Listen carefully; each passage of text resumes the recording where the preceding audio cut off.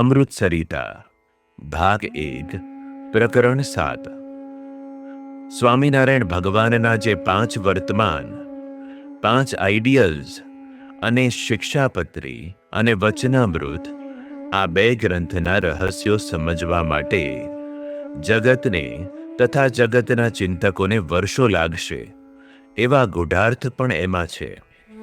અને જે નહીં ભણેલા હોય તેને પણ સમજી શકાય, જીવનમાં ઉતારી અને પોતાનું જીવન નિર્મળ બનાવી શકે એવું પણ છે.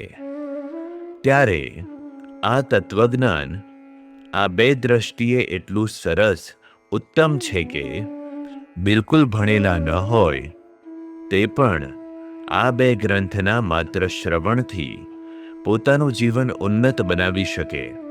એ એક વાત. બીજી વાત એ કે એની અંદર, આ સાદી ભાષાની અંદર એટલું બધું તત્વજ્ઞાન મુકાયેલું છે કે અત્યારે વિશ્વના જે ચિંતકો છે એની પાસે જો આપણે અંદરના ગૂઢ રહસ્યો મૂકીએ તો તે પણ વિચારતા થઈ જાય.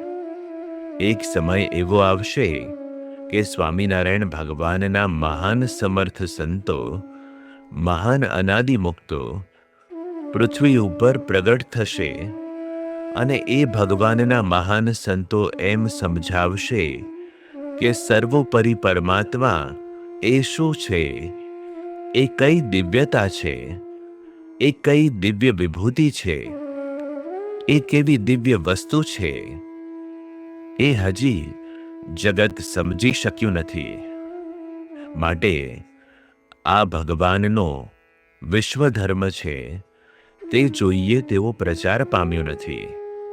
એમાં આપણો પણ વાંક છે. આપણે ખૂબ ફાળો આપવો જોઈએ. અને ફરીથી એકવાર કહું છું કે આપણો સંપ્રદાય એ સંપ્રદાય નથી. દરેક સંપ્રદાયનો એ વિશ્વધર્મ છે.